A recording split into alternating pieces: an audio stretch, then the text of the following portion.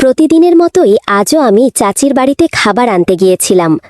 বাড়িতে ঢুকে দেখি চাচি একটি নাইট ড্রেস পরে সোফায় বসে আছেন। তাকে খুব সুন্দর লাগছিল। আমি চাচিকে খাবার প্যাক করতে বললাম। চাচি হেসে বললেন, খাবার পরে নিয়ে যেও, তার আগে একটু আমার পায়ের ব্যথা কমিয়ে দাও। আজ কেন জানি আমার পায়ে বেশ ব্যথা করছে। আমি কিছুটা অবাক হয়ে বললাম, চাচি আপনি কি বলছেন? চাচি মৃদু হেসে বললেন, চিন্তা করো না, এখানে কেউ নেই আর তোমার চাচা দোকানে আছেন। আমি সেখানে বসে চাচির পায়ের ব্যথা ম্যাসাজ করতে শুরু করলাম। তখন তিনি হাসি মুখে বললেন, তোমার কি এমন বন্ধু আছে যাকে তুমি খুব পছন্দ করো? আমি একটু অবাক হয়ে বললাম, চাচি আপনি কি বলতে চাইছেন ঠিক বুঝতে পারছি না। চাচি হেসে বললেন, বোকা, জানতে চাচ্ছিলাম তোমার কোনো ঘনিষ্ঠ বন্ধু আছে কিনা। আমি হেসে বললাম, চাচি আমি তো সেরকম কিছু ভাবিনি। চাচি তখন বললেন, তাহলে কি এখনো একেবারে একা আছো? তার এই প্রশ্নে আমি কিছুটা লজ্জিত হলাম। চাচি মৃদু হেসে বললেন, কখনো কি মনে হয় না জীবনে কিছু আনন্দ নিয়ে আসা উচিত? আমি দ্বিধাগ্রস্ত হয়ে বললাম, চাচি বুঝতে পারছি না আপনি কি বলতে চাইছেন। চাচি মৃদু হেসে বললেন, বোকা, এত ভালো দেখতে হয়েও ভাবনা তোমার বাচ্চাদের মতো। আজ আমি তোমাকে কিছু বিষয় শেখাবো। এই বলে চাচি আমাকে তার ঘরে নিয়ে গেলেন। বন্ধুরা, আজকের গল্পটা বেশ স্পেশাল। আশা করছি গল্পটা তোমাদের ভালো লাগবে। যদি ভালো লাগে তবে ভিডিওটি লাইক, শেয়ার এবং চ্যানেলটি সাবস্ক্রাইব করতে ভুলবে না। আমার শৈশবটা কিছুটা কষ্টকর ছিল। পারিবারিক অবস্থার জন্য দূরের আত্মীয়ের কাছে কাজ করতে এসেছি। বয়সে তিনি অনেক বড়, তাই আমি তাকে চাচা বলে ডাকি। 3 বছর আগে যখন এখানে এসেছিলাম তখন আমার বয়স ছিল মাত্র 16। সেই সময় থেকে আমি এই পরিবারের দেখাশোনা করছি এবং নিজের সততা ও পরিশ্রম দিয়ে তাদের বিশ্বাস অর্জন করেছি। চাচা আমাকে খুব আন্তরিকভাবে দেখেন এবং আমার উপর ভরসা করেন, কিন্তু চাচি আমাকে ছেলের মতো ভালোবাসেন। কিন্তু সেই ভালোবাসা এক সময় আমার জীবনের কাল হয়ে ওঠে। চাচার পরিবারে বড় মেয়ে 10 বছর, ছোট মেয়ে 8 বছর আর তাদের পুত্রের বয়স 7 বছর। চাচার ব্যবসা ভালো চলে, তাই তাদের প্রয়োজন মেটাতে সমস্যা হয় না। আমি তাদের পরিবারের সদস্যের মতো মিশে গেছি। প্রায়ই কেনাকাটার দায়িত্ব আমার ওপর থাকে। সেদিনও প্রয়োজনীয় জিনিসপত্র নিয়ে চাচার বাড়ি গেলাম। কয়েকবার দরজায় কড়া নাড়লাম, কিন্তু সাড়া পেলাম না।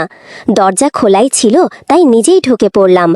রান্নাঘরের দিকে যেতে যেতে হঠাৎ বাথরুমের কাছ থেকে কিছু অদ্ভুত শব্দ শুনতে পেলাম। শব্দগুলো ঠিক কান্নার মতো নয়, বরং অন্য রকম।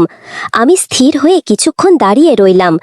এরপর বাথরুমের দিকে এগিয়ে গেলাম। ঠিক তখনই শব্দগুলো হঠাৎ থেমে গেল। আমি রান্নাঘরে গিয়ে জিনিসগুলো রাখলাম। বাড়ি থেকে বের হওয়ার সময় বাথরুমের দরজা খুলে গেল।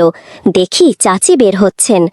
আমাকে দেখে কিছুটা অপ্রস্তুত হয়ে বললেন, তুমি কখন ভেতরে এলে? আমি উত্তর দিলাম, চাচি বাইরে অনেকক্ষণ দাঁড়িয়েছিলাম, কেউ সাড়া না দেওয়ায় নিজেই ঢুকে এসেছি। চাচি কিছু না বলে রান্নাঘরের দিকে চলে গেলেন। পরে খাবার প্যাক করে আমাকে দিলেন আর আমি দোকানের দিকে রওনা দিলাম। কিন্তু দোকানে গিয়েও মন শান্ত হচ্ছিল না। ভাবছিলাম আসলে চাচি বাথরুমে কেন এমন ছিলেন।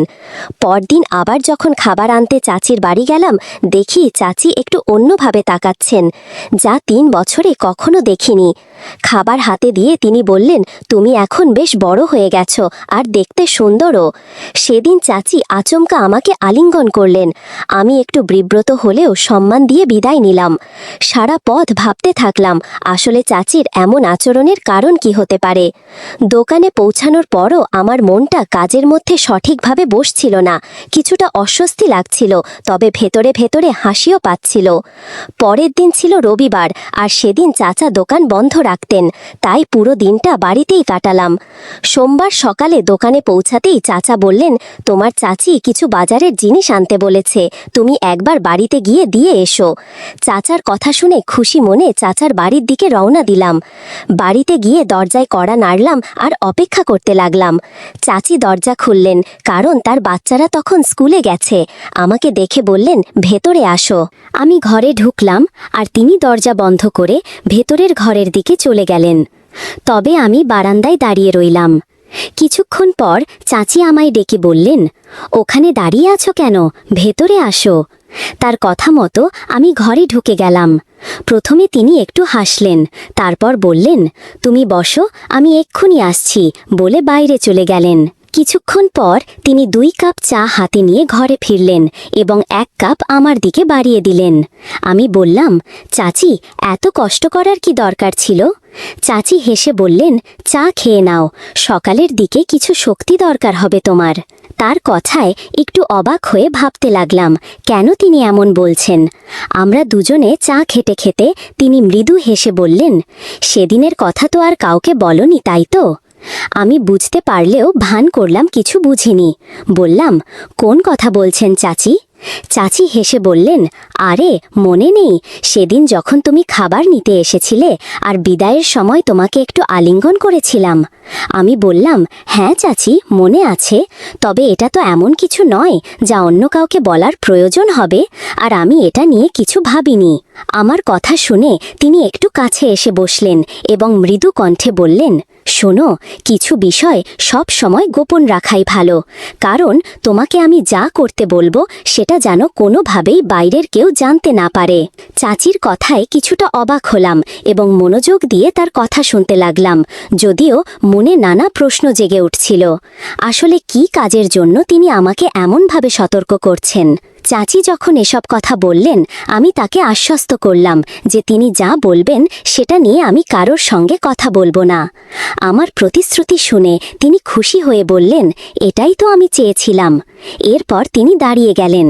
তখনই অবাক হলাম যখন চাচি আমাকে তার পায়ের ব্যথা কমানোর জন্য হালকা মালিশ করতে বললেন। চাচি বললেন, আজ বাড়ির অনেক কাজের পর বেশ ক্লান্ত লাগছে, কুনাল, তুমি একটু পায়ে মালিশ করে দাও যাতে ব্যথা তাড়াতাড়ি কমে। আমি বিস্মিত হয়ে বললাম, চাচি, আপনি কি বলছেন? চাচি হেসে বললেন, চিন্তা করো না, এখানে কেউ নেই, তোমার চাচা তো দোকানে আছেন। আমি শান্তভাবে বসে তার পায়ে মালিশ করতে শুরু করলাম এবং আমার নজর নিচু ছিল। কিছুক্ষণ পর চাচি বললেন, আচ্ছা, তোমার কোনো বন্ধু বা বান্ধবী আছে কি? আমি কিছুটা অবাক হয়ে বললাম, বন্ধু? বুঝলাম না চাচি, আপনি কি বলতে চাইছেন? চাচি মৃদু হাসিতে বললেন, বোকা, মানে কোনো বিশেষ বন্ধু আছে কি যাকে তুমি একটু বেশি পছন্দ করো? আমি কিছুটা লজ্জা পেয়ে বললাম, চাচি, আমি সে ধরনের মানুষ নই, আর তাছাড়া আমাদের আর্থিক অবস্থাও তো আপনার জানা, এসব তো বড় লোকদের জন্য। চাচির প্রশ্নের উত্তরে আমার এমন সরল উত্তর শুনে তিনি হেসে উঠলেন। তার কথাগুলো ভেবে আমি কেমন যেন অদ্ভুত এক অনুভূতি করতে থাকলাম। চাচি আবার বললেন, তাহলে তুমি এখনো অবিবাহিত রয়েছ? এই বলে তিনি হাসতে লাগলেন। তার কথা শুনে কিছুটা লজ্জা পেলাম। এরপর চাচি জিজ্ঞাসা করলেন, আচ্ছা, তোমার কি কখনো মনে হয় না যে কারোর সঙ্গে বিশেষ সম্পর্ক থাকা উচিত, যেমন বেস্ট ফ্রেন্ড? আমি অবাক হয়ে বললাম, চাচি, আপনি কি বলছেন? আমি কিছু বুঝতে পারছি না। চাচি হাসি দিয়ে বললেন, তোমার মধ্যে এখনো বুঝতে শেখার বয়সটাই আসেনি, তুমি তো দেখতে শক্ত সামর্থ্য, কিন্তু মনটা এখনো বাচ্চাদের মতো। চাচির কথায় কিছুটা অস্বস্তি অনুভব করছিলাম। বললাম, চাচি, দেরি হয়ে যাচ্ছে, দোকানে যাই। কিন্তু চাচি হেসে বললেন, এত তাড়াহুড়ো কিসের, একটু বসো। এই বলে আমাকে কাছে টেনে নিয়ে বললেন, তুমি কি জানো তোমার চাচা কতটা বয়স্ক? আমাদের মধ্যে বয়সের কত ফারাক। এই বলে চাচি একটু নীরবে আমার দিকে তাকালেন এবং বললেন, পায়ে একটু ব্যথা হচ্ছে, তাই একটু তেল দিয়ে মালিশ করে দাও। আমি কিছুটা সংকোচ বোধ করলেও তার কথাই সম্মতি জানালাম। তিনি তখন আরাম করে বসে বললেন, শরম কিসের, একটু তেল দিয়ে মালিশ করে দাও, আজ বাড়ির অনেক কাজ করেছি তো। তার সরল ও হাস্যোজ্জ্বল কথাগুলো শুনে কিছুটা দ্বিধায় ছিলাম। চাচি আমার চুলে আলতো করে হাত বুলিয়ে বললেন, তোমার চাচা তো সারাদিন কাজ করে ফিরে এসে ঘুমিয়ে পড়েন, আমার কথা ভাবেন না?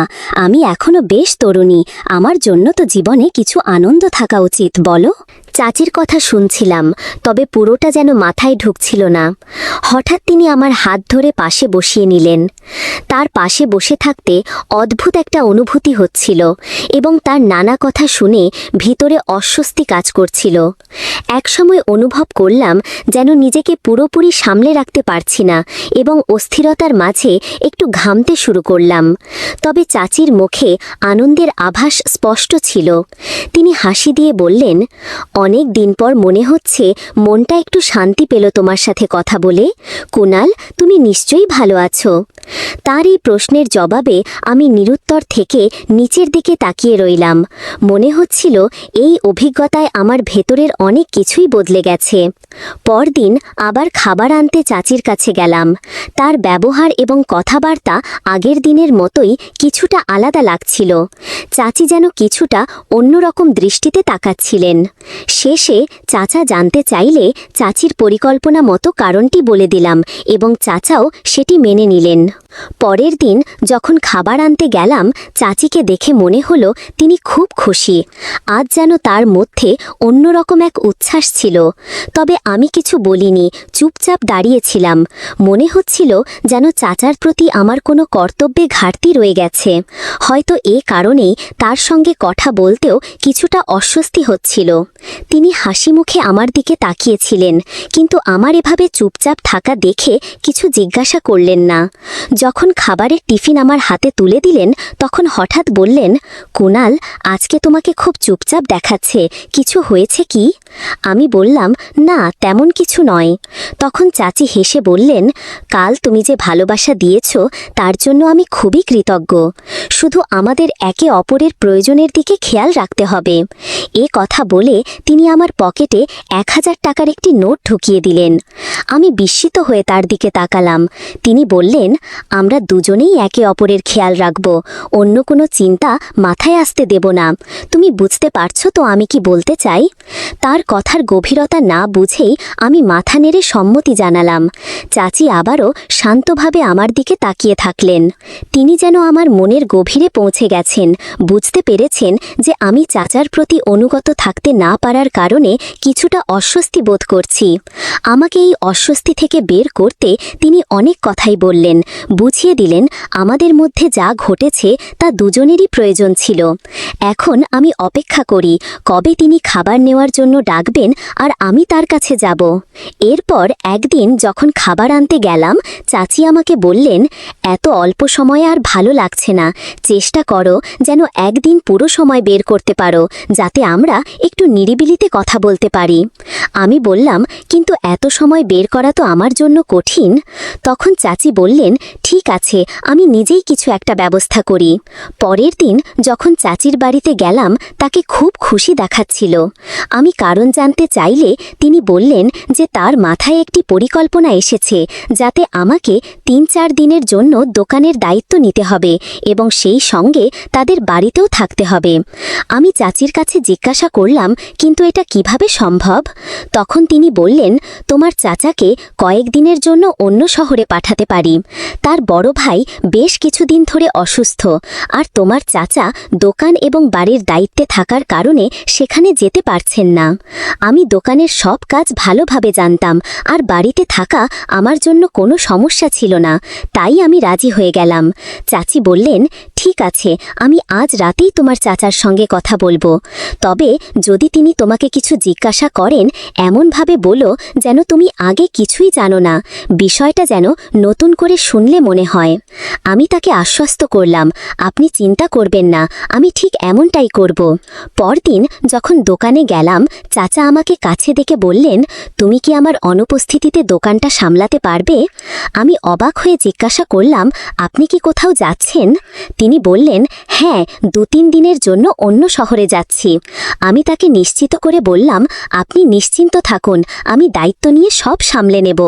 তিনি তেমনি ভরসা করছিলেন, কারণ জানতেন আমি সব কাজ বোঝে। কিছুক্ষণ চুপ থাকার পর তিনি বললেন, দোকানের চেয়ে বাড়ির ব্যাপারে বেশি চিন্তা হচ্ছে, বাড়িতে একজন পুরুষের উপস্থিতি প্রয়োজন। তাই আমি চাই এই কদিন তুমি আমাদের বাড়িতেই থাকো। আমি হেসে বললাম, আপনি কেমন কথা বলছেন? আমার বাড়ির লোকজন এতে কোনো আপত্তি করবে না, আপনি যা বলছেন সেটাই করব।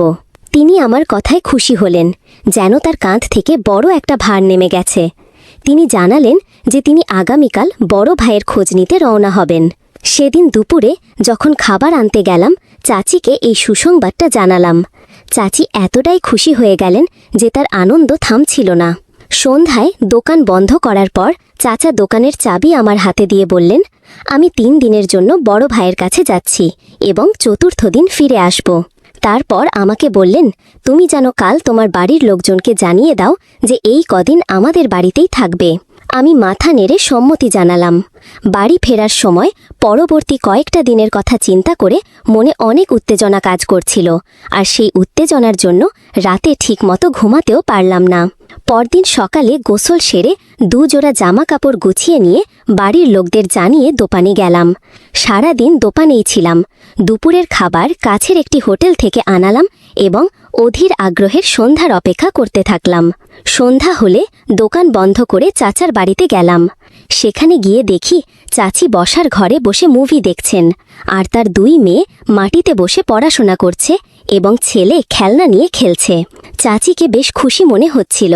প্রথমেই দোকানের সমস্ত হিসাবের কথা চাচিকে জানিয়ে দিলাম এবং সমস্ত টাকাও তার হাতে তুলে দিলাম। তারপর চাচি আমার হাতে দোকানের টাকার হিসাব নিয়ে নিলেন এবং আমার জন্য খাবার গরম করে টেবিলে সাজিয়ে দিলেন। আমি খাওয়া শেষ করার পর চাচি পাশের সোফায় এসে বসে পড়লেন। তিনি বললেন, এই বাড়িটা নিজের মতো করে ভাবো। চাচার বড় মেয়ে বইয়ের পাতার ফাঁক দিয়ে বারবার আমার দিকে তাকাচ্ছিল। চাচির সন্তানরা আমাকে চিনত এবং আমার সঙ্গে বেশ স্বাচ্ছন্দ্য বোধ করত। তবে এটা প্রথমবার তাদের বাড়িতে রাতে থাকতে আসায় তারা হয়তো কিছুটা অবাক ছিল।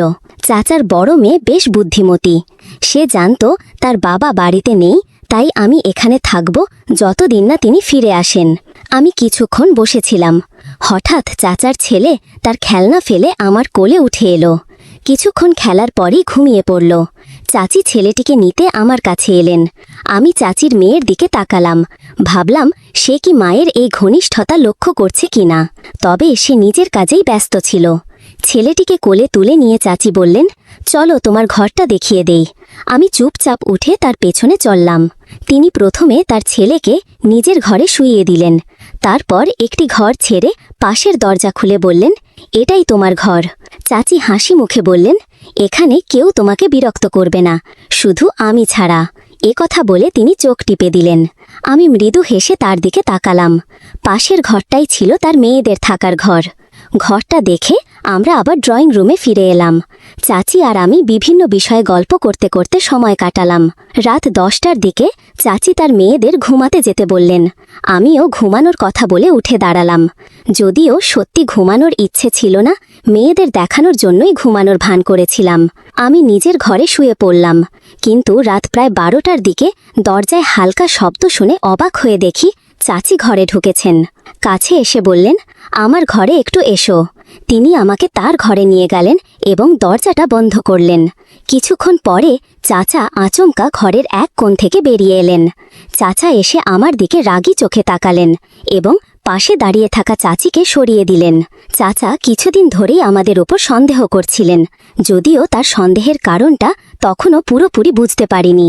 প্রায়ই দোকানে খাবার পৌঁছে দিতে আমার একটু দেরি হয়ে যেত, তবে সেটা নিয়ে যে চাচা এতটা সন্দেহ করবেন তা ভাবতে পারিনি। তিনি আমাদের প্রতিটি পদক্ষেপের দিকে নজর রাখছিলেন এবং পরিস্থিতি বোঝার চেষ্টা করছিলেন। একদিন রাতে আমরা যখন একসঙ্গে কথা বলছিলাম, তখন চাচা হঠাৎ আমাদের সামনে এসে দাঁড়ালেন। চাচা প্রচণ্ড রেগে গিয়ে আমাকে ধমক দিলেন, তুমি এই মুহূর্তে বাড়ি ছেড়ে বেরিয়ে যাও। তার চোখে এক ধরনের হতাশা ও প্রচণ্ড ব্যথার ছাপ স্পষ্ট ছিল, যেন আমার প্রতি তার সকল বিশ্বাস হারিয়ে গেছে। চাচি বিস্ময়ে তাকিয়ে রইলেন। মনে হচ্ছিল এই দৃশ্যটি তার কাছে সম্পূর্ণ অচেনা। আমি চুপচাপ নিজের জিনিসপত্র গুছিয়ে নিলাম। মাথার ভেতরে একের পর এক চিন্তা ঘুরপাক খাচ্ছিল। মনে হচ্ছিল এতদিনের সম্পর্ক, এতটা ভালোবাসা সব এক মুহূর্তে ভেঙে গেল। বাড়ি থেকে বের হয়ে আমি অনুভব করলাম আমার পরিচিত জীবন থেকে যেন বিচ্ছিন্ন হয়ে গেছি। এর পরের দিনগুলোতে জীবন আমার জন্য আর আগের মতো রইল না। কাজ হারালাম, আশ্রয় হারালাম, এমনকি জীবনের প্রতি আমার সমস্ত আস্থাও হারিয়ে যেতে লাগল। চাচা এবং তার স্ত্রীর সম্পর্কেও গভীর প্রভাব পড়ল। তাদের জীবনের শান্তি যেন কোথাও হারিয়ে গেল। একসময় হাসি খুশি সংসারে নেমে এলো নীরব বিষাদের ছায়া। চাচা চাচিকে তার বাবার বাড়িতে রেখে এলেন, তাকে আর ফিরে নিয়ে আসেননি। চাচি ও আমার ভুলের কারণে আমাদের সবার জীবনে দুঃখের কালো ছায়া নেমে এলো। তাই কোনো কাজ করার আগে ভেবে চিন্তে করা উচিত। এই গল্প থেকে আমাদের শিক্ষা নেওয়া উচিত পারিবারিক সম্পর্কের ভিত্তি হলো বিশ্বাস। যখন সেই বিশ্বাসের ফাটল ধরে সম্পর্কগুলো ধ্বংসের মুখে পড়ে। আমাদের উচিত পারিবারিক ও ঘনিষ্ঠ সম্পর্কগুলিকে যত্নে রক্ষা করা এবং এমন কোনো কাজ এড়ানো যা এই সম্পর্কগুলিকে আঘাত করতে পারে। আমাদের প্রতিটি কাজ এবং আচরণের স্বচ্ছ থাকা উচিত। যদি আমরা গোপনীয়তা বজায় রেখে চলি বা সত্য লুকাই, তবে তা অবশেষে সম্পর্ক এবং আমাদের ব্যক্তিগত জীবনকে ক্ষতিগ্রস্ত করতে পারে। গল্পের প্রধান চরিত্রের ভুল কাজের জন্য পুরো পরিবারের ওপর প্রভাব পড়েছিল। আমাদের প্রতিটি কাজেরই একটি পরিণাম থাকে, যা শুধু আমাদের নয়, আশেপাশের মানুষদের ওপরও প্রভাব ফেলে। সুতরাং কোনো কাজ করার আগে সেটির সম্ভাব্য ফলাফল নিয়ে ভাবা উচিত। গল্পের পরিস্থিতি থেকে বোঝা যায় এক মুহূর্তের ভুল সিদ্ধান্ত গোটা পরিবারের শান্তি ও সুখ কেড়ে নিতে পারে। বন্ধুরা, যদি এই গল্পটি ভালো লেগে থাকে তাহলে দয়া করে ভিডিওটি লাইক করুন এবং আমাদের চ্যানেলটি সাবস্ক্রাইব করুন। পাশে থাকা বেল আইকনটি প্রেস করুন, যাতে করে আমরা যখনই নতুন ভিডিও আপলোড করি তার নোটিফিকেশন সবার আগে আপনার কাছে পৌঁছে যায়। ধন্যবাদ। দেখা হবে আমাদের পরবর্তী ভিডিওতে।